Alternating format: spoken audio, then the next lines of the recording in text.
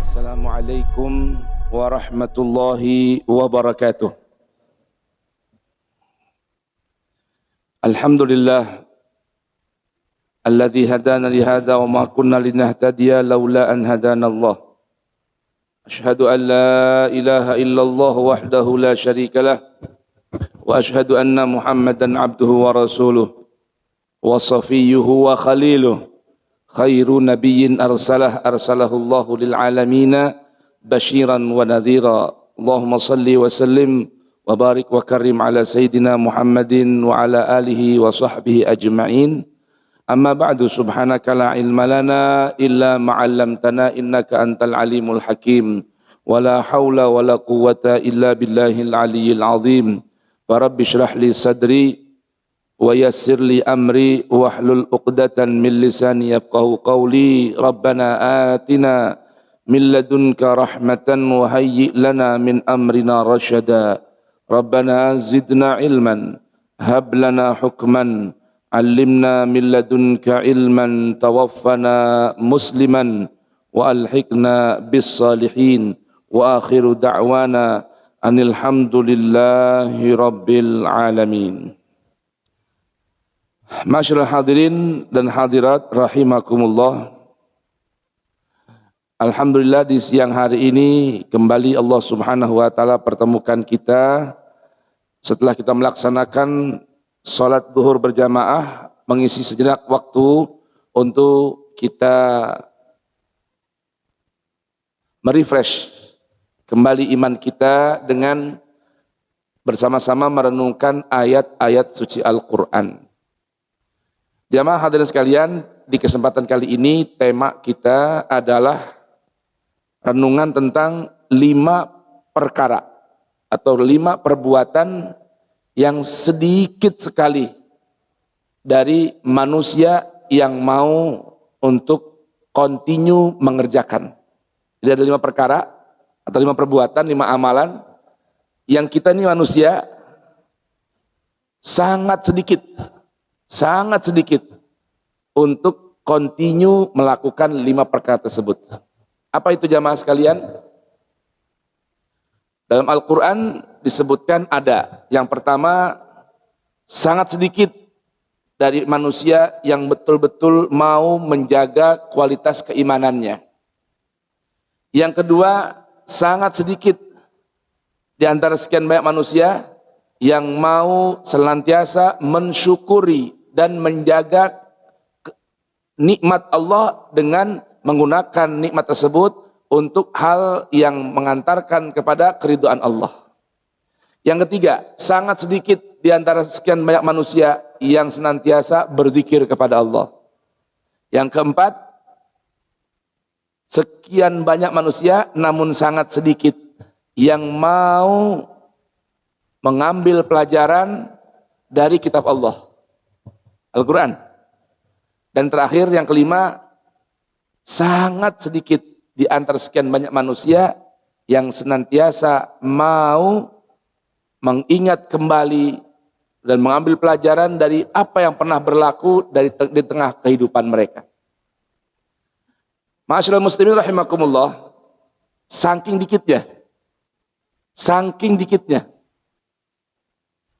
Quran surah Saba ayat ke-13, Allah setelah menceritakan Nabi Sulaiman dan keluarga Nabi Daud, Allah menyebutkan wa qalilun min ibadiyas syakur, dan sangat sedikit di antara sekian banyak hamba-hambaku yang mendapatkan sebuah pangkat dan kedudukan dengan label atau sebutan asy-syakur, yang besar dan sangat bersyukur kepada Allah Subhanahu wa ta'ala. Bahkan dalam ayat lain berulang-ulang Allah sebutkan bahwa manusia ini kafur, lawannya syakur.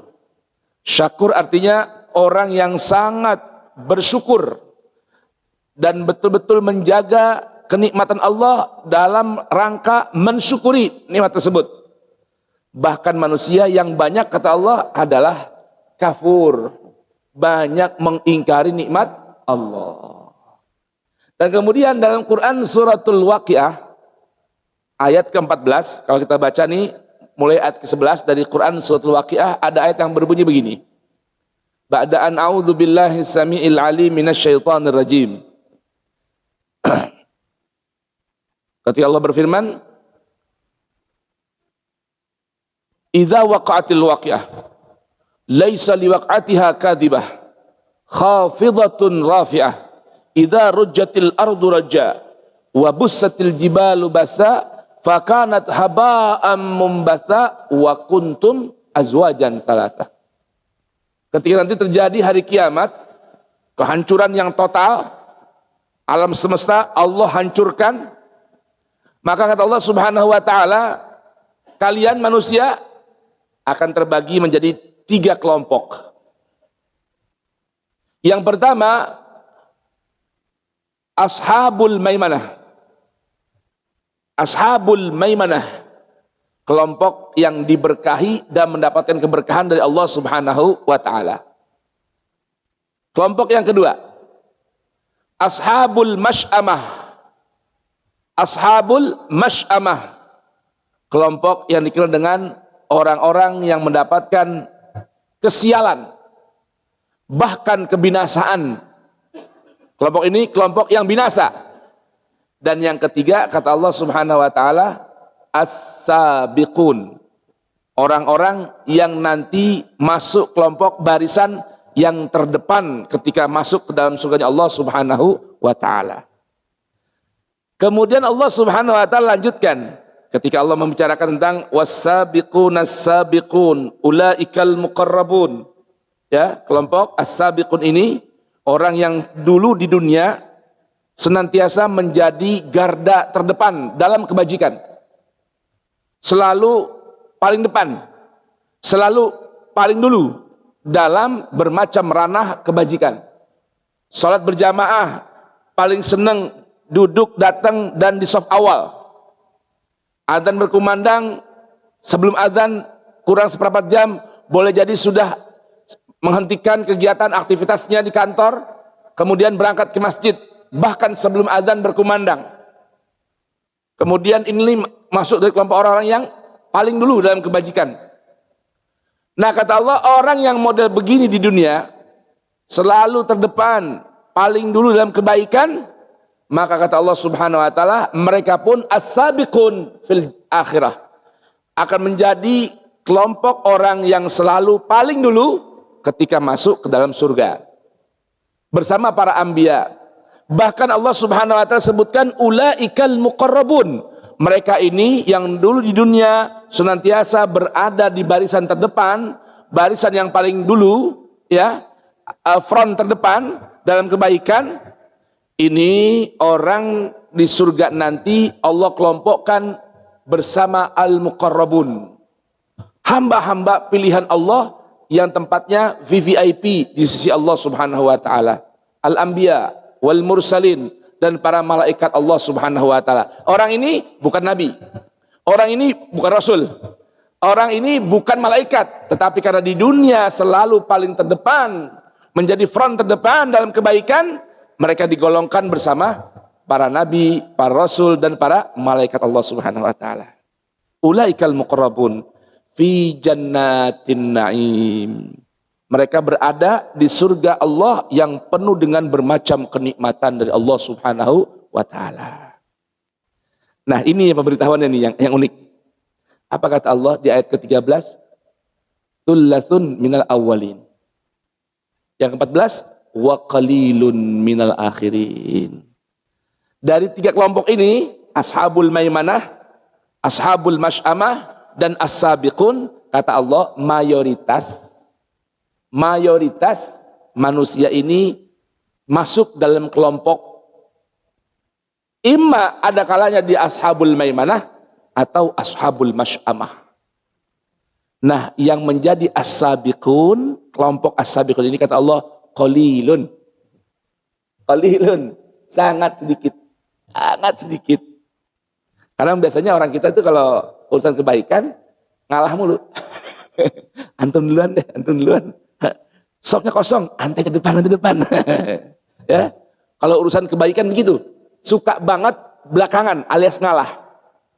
Dan al-ithar, mengalah dalam kebaikan seperti ini bahagian yang tidak disuka oleh Allah Subhanahu wa Ta'ala. Karena untuk kebaikan itu Allah perintahkan, wa fi dzalika falyatanafasil mutanafisun. Harusnya dalam urusan kebaikan apapun bentuknya, maka setiap hamba yang beriman Allah inginkan berlomba-lomba, tidak boleh kalah dalam urusan kebaikan, menjemput surga, mencari ampunan. Ya, Allah perintahkan sari'u wasari'u ila maghfiratin min rabbikum. Quran surah Ali Imran ayat 135 atau 133. Wasari'u ila maghfiratin min rabbikum wa jannatin arduhas samawat wal ard uiddat lil muttaqin. Quran surah Al-Hadid ayat 20. Sabiqu ila maghfiratin min rabbikum wa jannatin arduha ka ardis samai wal ard uiddat lil ladzina amanu billahi wa rasulih. Nah, ini ada 5 perkara dalam Al-Qur'an jamaah sekalian yang Allah terangkan tadi dalam beberapa ayat suci Al-Qur'an. Di antaranya bersyukur, beriman, berzikir, kemudian tunduk patuh, kemudian mau belajar dari Al-Quran. Itu sangat sedikit orang yang mau mengambil pelajaran dari Al-Quran. Contohnya mana? Quran Suratul A'raf. Quran Suratul A'raf ayat ketiga. Allah Subhanahu wa Ta'ala berfirman setelah Allah menjelaskan tentang keagungan Al-Quran. Allah berfirman di ayat kedua dari Quran Suratul A'raf. Kitabun unzila ilaika fala yakun fi sadrika harajun minhu litunzira bihi wa dzikra lil mu'minin. Ittabi'u ma unzila ilaikum min rabbikum wa la tattabi'u min dunihi awliya qalilan ma tadhakkarun. Allah beritahukan tentang kemuliaan Al-Quran. Al-Quran ini kata Allah sebuah kitabun, buku modul panduan. Al-Quran ini apa? Buku modul panduan.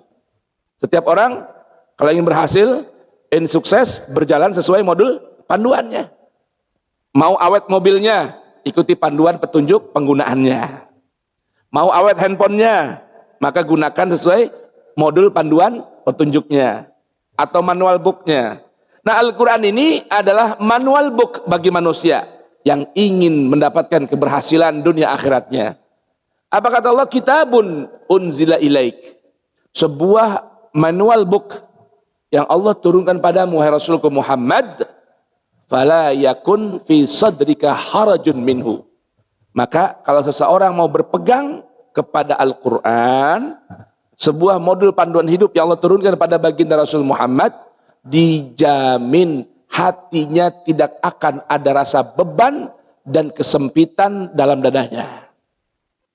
Artinya kalau orang hidup berjalan sesuai panduan Al-Quran, pasti hatinya lapang, urusannya nyaman. Sekalipun menjalani hidup dengan kepahitan, dia dapat menikmati ketenangan dalam hidupnya. Litunzira bihi. Quran ini di antara fungsinya kata Allah, kau berikan peringatan, sampaikan peringatan pada umat dengan menggunakan Al-Quran. Bahkan Al-Quran dzikra lil mu'minin, alarm, pengingat bagi orang-orang yang beriman kepada Allah. Maka Allah perintahkan, ittabi'u, ikuti oleh kalian semua orang beriman. Ya, saya Anda semua. Apapun pangkat dan kedudukan kita, apapun profesi kita, Allah memanggil kita semua. Orang-orang yang beriman kepada Allah untuk ittabi'u, jadikan panutan, panduan hidup Al-Quran kita. Bukan yang lain. Ittabi'u ma unzila ilaikum min rabbikum. Ikuti olehmu, tauladani, patuhi, turuti kemauan Al-Quran yang Allah turunkan pada kalian. Wala tattabi'u min dunihi awliya. Jangan kalian cari-cari yang lain selain Al-Quran untuk menjadi wali, penyokong, pembela, penolong. bahkan teman setia dalam hidup kalian. Jadikan Al-Quran sebaik-baik teman. Jadikan Al-Quran sebaik-baik guru. Jadikan Al-Quran sebaik-baik komandan. Jadikan Al-Quran sebaik-baik panutan dalam kehidupan. Kata Allah Ta'ala, qalilan ma tadzakkarun. Tapi sayang sekali, sayang, sungguh disayang, sedikit sekali di antara kalian yang mau mengambil pelajaran dan menjadikan Al-Quran sebagai pelajaran dan tuntunan dalam kehidupan. Nah, maka dari itu harapan kita mudah-mudahan Allah jadikan kita termasuk bahagian dari orang yang sedikit tadi. Siapa mereka? Orang yang menjadikan Al-Quran sebagai teman dan panduan hidup, dan juga menjadikan Al-Quran ya sebagai bimbingan dalam kehidupan kita, juga menjadi hamba-hamba Allah yang mensyukuri nikmat, yaitu nikmat dianugerahkannya Al-Quran. Semoga bermanfaat. Barakallahu li wa lakum fil Qur'anil azim wa nafa'ani wa iyyakum bima fihi minal ayat wa dzikril hakim. Taqabbala minni wa minkum tilawatahu innahu huwas samiul alim. Allahumma salli ala sayyidina Muhammad wa ali sayyidina Muhammad. Allahumma habib ilaina al-Qur'an wa habbibil Qur'an ilaina wa khalliqna bi akhlaqil Qur'an waj'alna min ahlil Qur'an zahiran wa batina. Ya Allah, ya Tuhan kami, ya Allah, ya Tuhan kami, berikan kecintaan, tambahkan kecintaan dalam diri kami terhadap Al-Quran. Dan jadikan ya Rabb, ya Tuhan kami, Al-Quran mau mencintai diri kami. Dan ya Rabb, ya Allah, ya Tuhan kami, berikan kami mampu berakhlak sesuai panduan Al-Quran. Berucap, bersikap, berperilaku sesuai dengan bimbingan Al-Quran. Dan jadikan kami ya Rabb golongan orang-orang yang sedikit, yaitu orang-orang yang mau mensyukuri nikmat yang Kau anugerahkan pada kami, dan mensyukuri nikmat keagungan Al-Quran. Amin ya Rabbal Alamin. Billahi taufiq wal hidayah wa ridha wal inayah. Wallahul muwaffiq ila aqwamit thariq. Subhanakallahumma bihamdik, asyhadu an la ilaha illa anta, astaghfiruka wa atubu ilaik. Subhana rabbika rabbil izzati amma yasifun, wa salamun alal mursalin, walhamdulillahi rabbil alamin. Wassalamu alaikum warahmatullahi wabarakatuh.